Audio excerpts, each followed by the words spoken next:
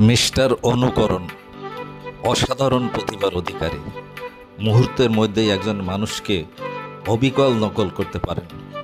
একজন মানুষের পোশাকের স্টাইল, হাঁটার ধরন, হাসির ধরন, দাঁড়াবার ধরন সব কিছুই সরাসরি অনুকরণ করে তার সাথে চলতে থাকেন।